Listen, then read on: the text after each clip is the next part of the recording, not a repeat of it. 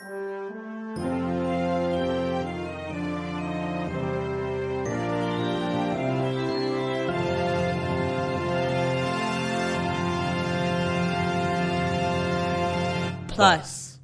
Welcome to Cellmates 30 Days of Plus. I am Dick Ward. I am Kate Phillips. I think I said I plus. think you said plus.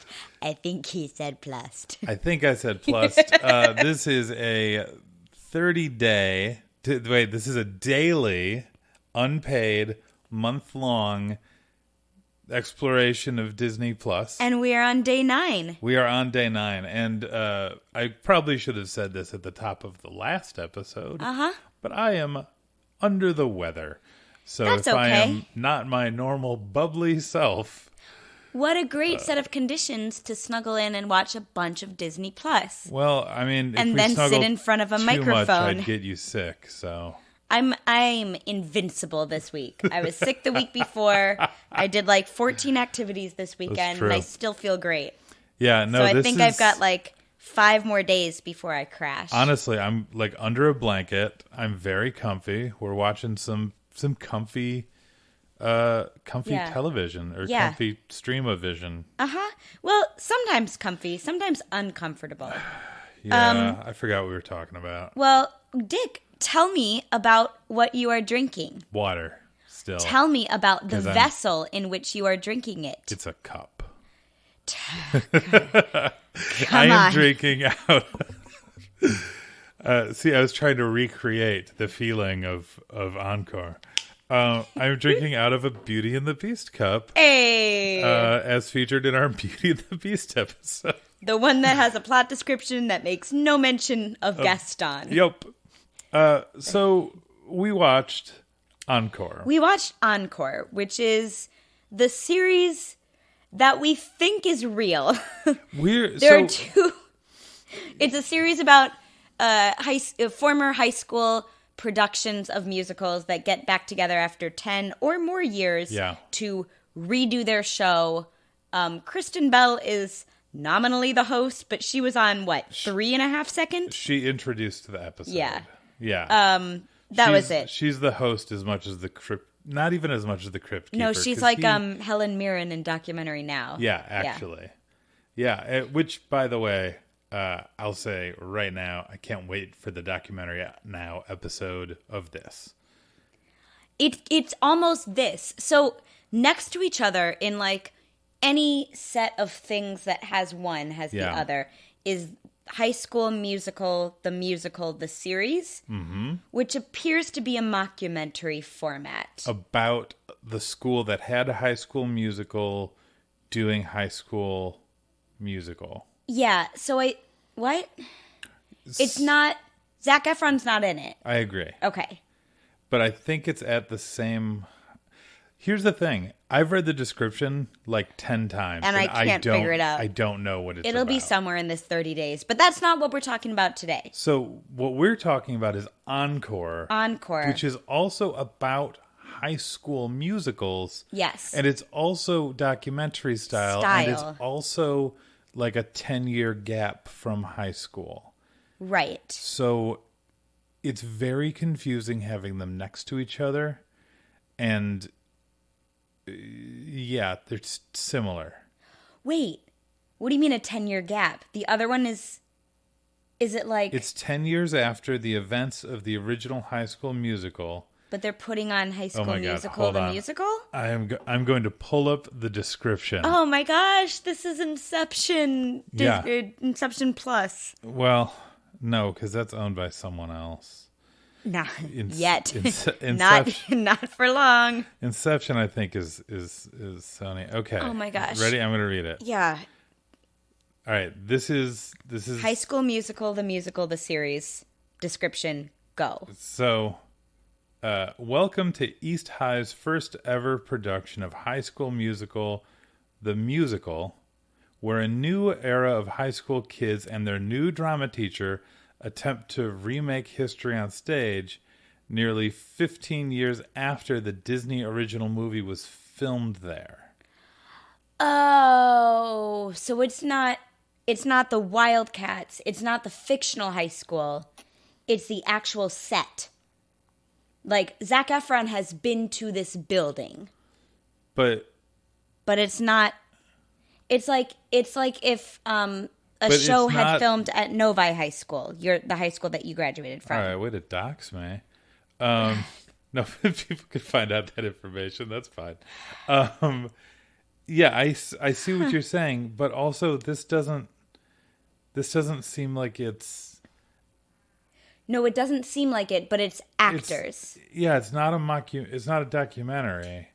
This is a romantic comedy drama music. But I think I've seen this could be wrong. You know what? We're gonna watch this. I've seen Twitter feedback that's like, "Oh, I'm so sick of mockumentary." We are this title in mind. We're just gonna watch this. Yeah, I guess this is next, maybe live on air. No, we haven't done one of those. We thought of. Oh, no. I like the idea. All anyway, right. Encore is not that, but it might as well be. We will do a commentary. I have a movie in mind. Okay, great. So we looked at Encore, and the first episode is Annie, and.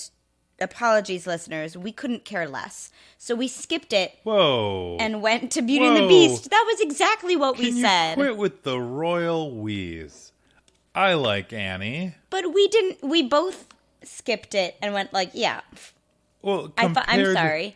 I thought you were thinking the same thing as me. Compared to Beauty and the Beast, I would rather watch Beauty and the Beast, especially on a Disney show. But I would have been very happy to watch Annie. That's a great show. Royal Eye? I do not care about Annie. That's okay. I might have to do it in a couple years, depending on how many titles are left for my kids. But it's fine. It's a great show. There are some great songs. It's a great show. So we watched Encore. Encore is the show where, to clear it up, because I've even gotten confused and I watched it. Encore is the show where they take the cast of a musical... A High School Musical, but not High School Musical. No. Well, okay. Not this episode. We'll get there. So they take a cast. Go easy on me. I am sick. No, I'm just laughing at the absurdity of all this. I think it's going to be easiest if I just read some specifics. I'm going to describe this. Great. They take alumni from a high school that were in a musical in that high school. Yes. And they reunite them for one night. For a one-night performance. Yes. You don't have to correct me on this. They reunite them for a one-night performance of the musical they did. So in this case, their high school musical was Beauty and the Beast. They bring all these people back 10 years later, and they do Beauty and the Beast again. They have a week with like a Broadway or off-Broadway director and choreographer and music director, and they bring in a couple of ringers to fill in like the chorus and stuff. Yeah. And the idea of it is very sweet. And there are moments that are very, very fun and very sweet. Yeah. And then there's also drama for some reason. So, yeah. And I don't know. So I'm seeing on this list, there's 12 episodes announced in this first season. Okay. They did Into the Woods as a pilot 2 years ago. Do you want to just give us the list? Well, so far they've done Beauty and the Beast, which is the episode we watched. Original is 2007. The Annie episode, their production was in 1996. Oh, so it's not always 10 years. So I'd be very curious to see adults working with each other and reuniting in their 30s versus their 20s. Yeah. Because this was a little rough. Not as rough as it could rough. Be. But there was it's not a lot quite of Christopher Guest level of drama and it wasn't, ego insecurity. It wasn't not Waiting for Guffman. I agree with that. There was a lot of there was one couple who had broken up, and so it was awkward between them but it wasn't awkward for her. She's like, I don't care, but it was awkward for him. And it's like, dude, this was 10 years ago. But it's more because their high school theater director was kind of like a dad to both of them. So she won the high school theater director in the breakup. Anyway, it feels very feels very much like when Tracy Jordan's wife creates a reality show on 30 Rock, and you see what the producers are doing, oh, this is a fight now, and everyone on there is like, no, this isn't a fight. Like, yes, it's a fight now. I felt like that was a little bit of the hand that was guiding some of this. Yeah. Like the Mrs. Potts actor, they like, and I don't know if she would have done this anyway. She did seem a little much, but like they got her on camera saying, well, I thought I was going to be Belle, and then, Mrs. Potts. And then I felt like they put her and Belle in the same rehearsal room when they didn't need to be. Yeah. Maybe to see what happened, but it actually turned out fine. It turned out nice. Yeah. And she got some really good advice on how to be a better Mrs. Potts. From Susan Egan. Broadway's original Belle. Mm-hmm. That was neat. I wonder if other episodes will do that. I would hope so. Yeah. That'd be really cool. But yeah, there was some drama like that, and just... Do you think Tim Curry and Bernadette Peters will be in the Annie episode? We might have to watch the Annie episode. Yes, those are the people that they will bring in. Those are the people I would bring in. Yeah, so there was some drama. I feel like there was a lot of like, we thought it was going one way, cringe direction, and then they either backed up or like the Gaston guy who now is like a professional or like aspiring mentalist. Aspiring to be a professional mentalist. Yeah. Oh, buddy. And so you meet him and you're like, excuse me, is that the word mentalist under your name as your profession? He is Job from Arrested Development if Job didn't have rich parents. He might be like the character that Job is based on, right? Yeah. And exaggerated from. So I thought we were maybe getting some more, but it seems like it was interesting because he talked up the mentalist thing in his like solo time with the camera, but then once he got around other people in the cast, they're like, "Oh, you're a magician." He's like, "Well, I'm trying to be. Sometimes it's not. It's I do, not really." You know, like murder mystery dinners. I'm like, oh yeah. No, I was an actor. Yeah, that's a really good way to make money. Mm-hmm. That is, and that's fine. That's fine, but yeah, just like entertainer might have been. I don't know. I'm sure he chose mentalist, but it's. I don't know. I feel like... But then that guy, like, had some lovely, heartfelt moments later on. Yeah. So I couldn't even, like, it wasn't as cringeworthy. That's the thing. Like, I can't tell what we're supposed to feel about these people, because there's a little bit of, like, like they did an exercise where, like, they talked to their younger selves. It was, I think you mentioned, like... It felt very Queer Eye, like new Queer Eye. Yeah, it's like something Karamo would do. But like they'd be like, I don't know, it just everyone seemed a little depressed, and no one really, I mean, I know we're all adults. No one's life is what they thought it would be when they were teenagers. But making a 27-year-old say that out loud, ugh. Yeah, on like a widely distributed. Yeah, it's... Like, I'm in my 30s. I understand. I got it now. But like when you're young and you're still like, no, I'm still young. I'm still going for it. And then they're like, cool, talk to yourself when you were 16. Did your life end up like how you planned it? Some people looked devastated by that. And it was such a bummer to watch. Yeah, like, so full disclosure, if this is the first time you've heard either one of us on a podcast or in life, we are both strongly theater people. And this show, like, for the first half, it made me not like the theater people I was looking at. Which I'm like, why are you making theater people look bad? Like, this show is about them. It was like everything. It was like reminding me the things I don't like about the theater. Or like it seemed... at least for the first half, made by people who were a little bit, like, sneering on this idea of, these people are coming back to do a musical. Oh, look at these idiots. And then the latter half, I don't know, or, like, that exercise was kind of, because, I mean, going into this, my question was, like, how do they get everyone back? Like, we're all adults now. How can you make, like, Beauty and the Beast is not a small show of, like, name characters. Yeah. They had, 8? Yeah. And they all came back. So, like, I don't know how many schools or ensembles applied for this TV show, and they are only selecting ones who everyone can come back. Everyone is willing and to participate. It's only a week, so it's not terrible. Right. It's not like they're doing like 8 weeks of whatever. Mm-hmm. So that's something. Yeah. But it's still a week. Right. It's still a lot of time. But I'm thinking like it'll be interesting because I will be interested to watch more of these episodes. Not necessarily because I loved the show, although I liked a lot of it. It'll be interesting to kind of like aggregate the data of who comes back, right? Yeah, I really enjoyed the like second half of the show. The actual them putting on a musical. Putting on the musical was what I wanted to watch. I don't care about who dated who. Mm-hmm. I don't care who made out behind the come on, we're adults. I don't care. Yeah.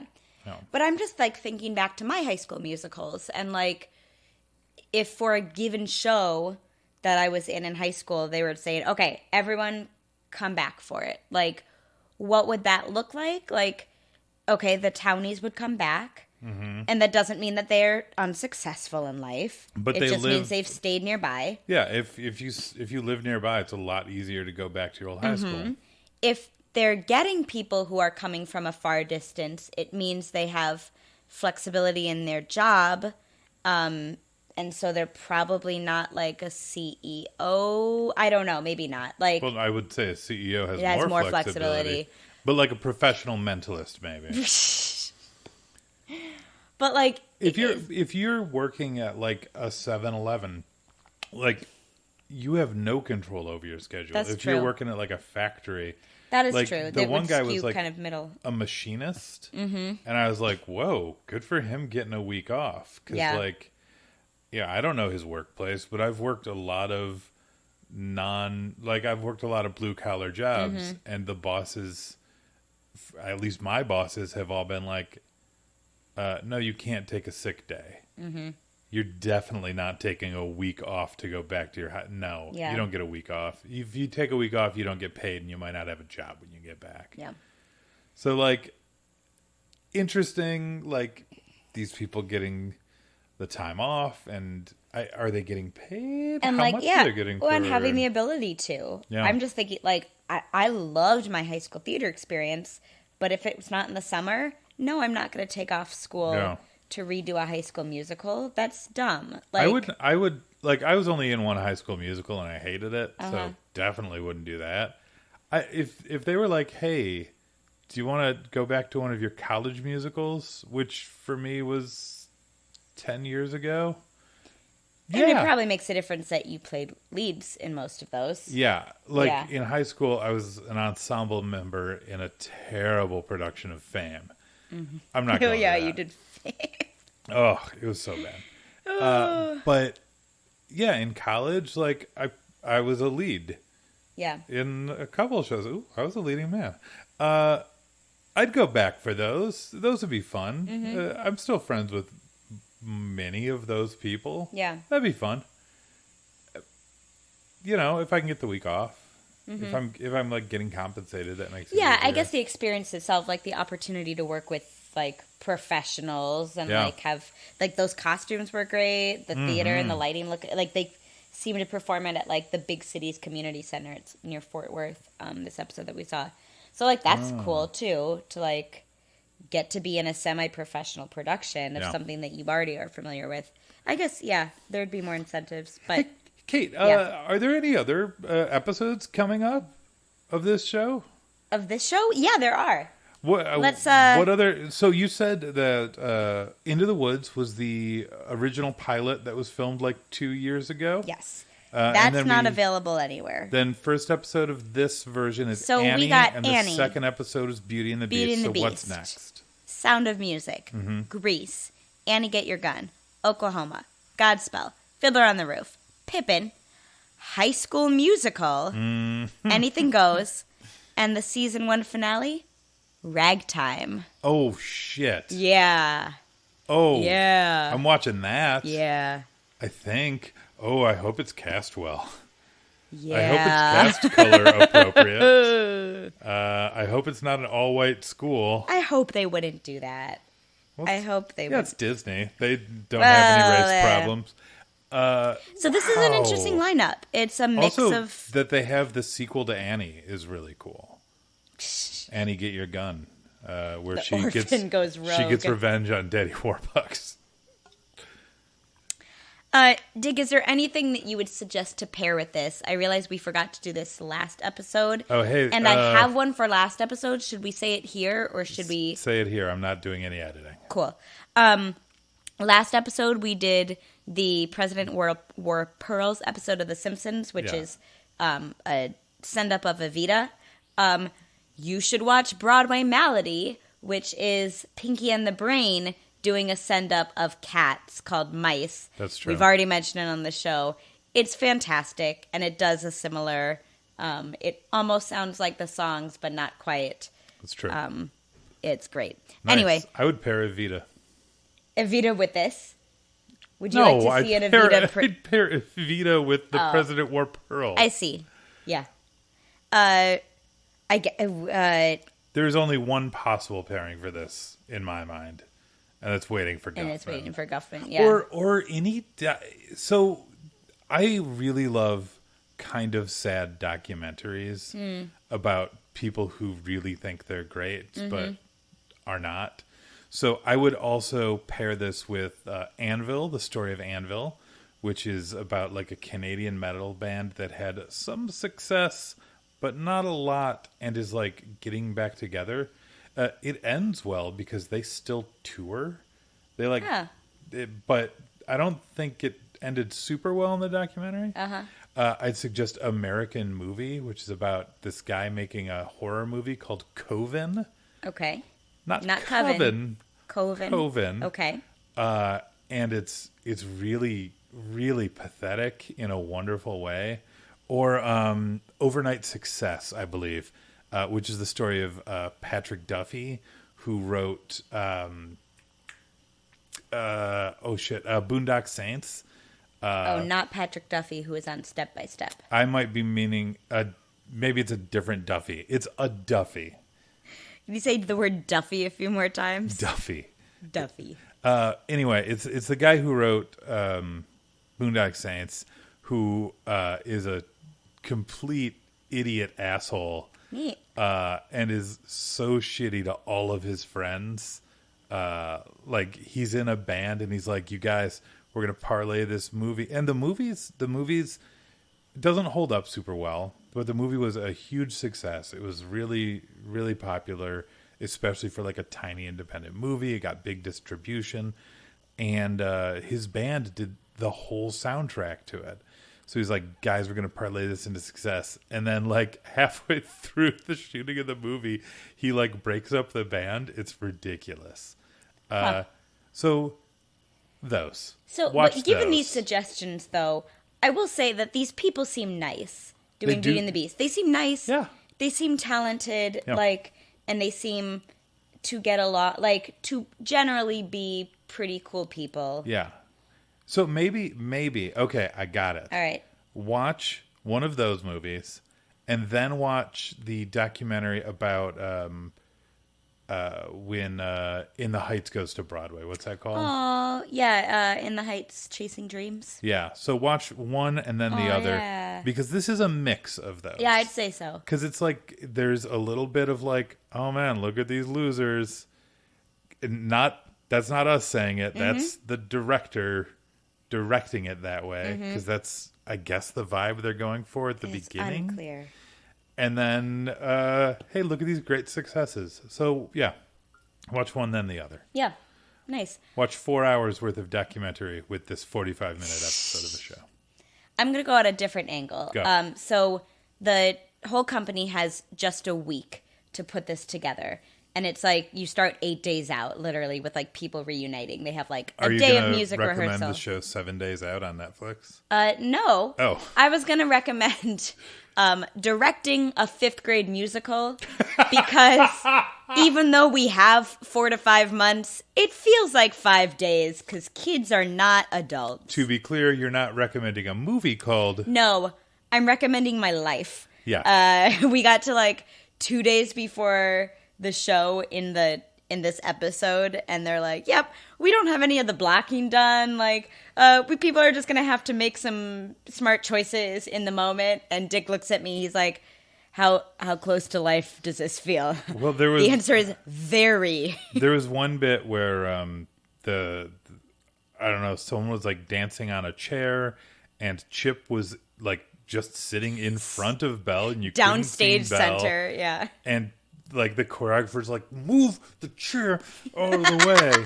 And it reminded me of watching you direct The Lion King a couple of years back. The set changes, and that did not always go as planned. Yeah. No. Well. Anyway. Yeah. Good memories. Hey, Encore. We made it. Encore. Through day 9. Encore. Encore. Well, we have 21 more encores to go. Superstar. Okay. 21 to go. I watched that episode. Find us, Cellmates Podcast, at Twitter, at Facebook, at gmail.com, regular.com. Just send us love and support at this time. And like we got 21 more days to go. Yeah. Love, support, and soup. Yeah. And yeah. Yeah. Thanks, friends. Great stuff. It's Bye. delicious.